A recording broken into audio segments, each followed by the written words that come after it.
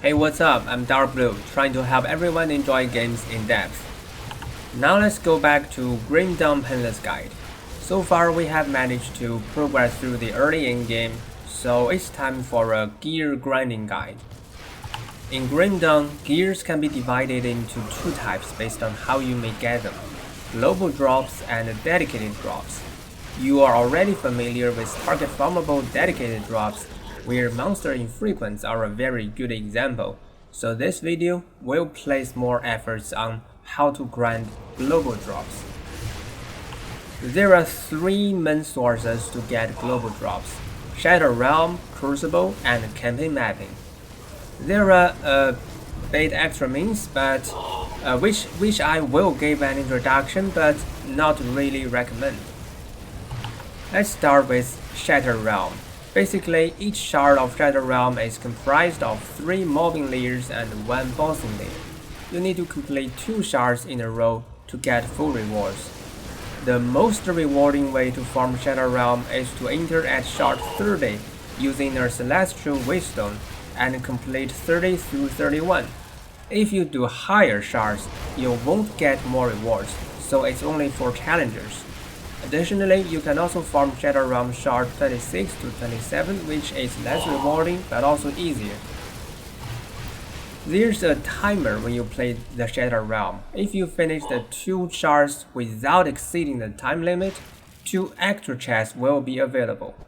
You won't get direct penalty from dying, but you will lose a great chunk of remaining time upon death, meaning it'll be much likely for you to exceed the time limit.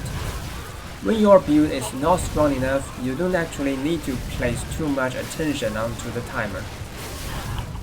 Shadow Realm 30 to 31 is currently considered one of the most rewarding modes in Grim Dawn.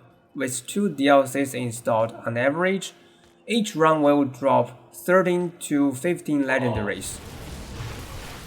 Crucible, which requires you to buy an individual DLC, is basically a survival mode. You stay in the same small arena, and fight waves of foes.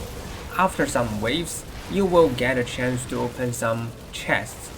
It's quite similar to Shadow Realm, except that you don't need to look for enemies, but they come for you. Previously, Crucible is considered less rewarding than the Shadow Realm, but currently we believe both of them are roughly the same, so you can choose one game mode based on your preference. The third source of global drops is campaign mapping, basically doing the campaign maps. In these maps you can encounter totems, nemesis bosses, and random elites, which all have a chance to spawn global drops. In addition, you can also choose to farm the so-called roguelike dungeons, some side dungeons in the campaign maps. Currently, campaign mapping is less rewarding than Shadow Realm and Crucible. It's easier though, so suitable for early in-game progression. But based on the devlog in DLC 3, a new difficulty, Apocalypse, will be added to Ultimate as a toggle option, just like Veteran to Normal. Then, both the difficulty and rewards of campaign mapping will be raised to be the same as Shadow Realm and Crucible. So you can actually choose freely from the 3 game modes. Whichever is your favorite, just play it. Besides the 3 pillars, you can also get global drops from Celestial Blacksmith. You can find them in the base game as well as in each DLC. They will craft random global drops for you, and you can force the game to shut down without leaving the crafting UI to refund your spent materials, which is a useful trick. Nevertheless, I don't think this is actually useful compared to the 3 pillars. Next, let's talk about target farming, including monster infrequents, faction items, and crafting. Monster infrequents are represented by special green gears, which have been talked about a lot in the previous videos. However, there are 2 things we need to mention. First, there are legendary monster infrequents. They usually have extremely low drop chance. And second, there are special merchants in the world that sell monster infrequents. Typically, These are monster infrequents, dropped only by trash mobs but no elites. Compared to farming the trash mobs, farming the merchants is more efficient. For example, in Ancient Grove, you can find a merchant that sells monster infrequents dropped by bulk monsters. So how to actually farm the merchants? You can move away from the merchants until you reach a certain distance. Then wait for a few seconds and go back to the merchants. You will find the stock refreshed. As for exactly how each monster infrequent merchant should be farmed, you can search their names online. Faction gears are sold by faction merchants. Most of them are designed for early in-game, not those final builds.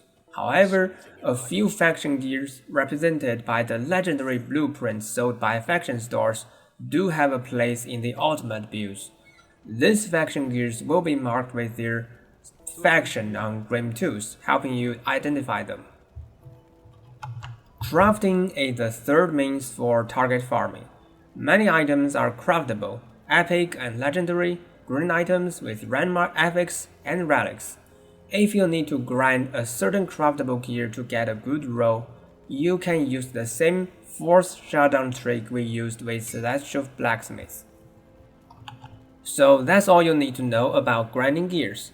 But you may have a problem now. You have too many gears and too little stash space, it's hard to decide which ones to keep. Don't worry, as there are many third-party stashing tools. For example, I am using a tool called GD Stash. Basically, you first put your gears in your character stash and then use GD Stash to move these gears into the database. Then, when you need to find a certain gear, you can move it from database to your shared stash. GD Stash is not just a bigger stash. It has a searching function to help you find specific gears efficiently. So it's really a useful tool and I strongly recommend it. Now with the knowledge of gear grinding, you can efficiently get whatever gears you need. Based on this, it's time to learn how to theory craft your own build, which should be the topic of our next video. If you want to play games into depth together with me, don't forget to like and subscribe. Thanks for watching, see you around.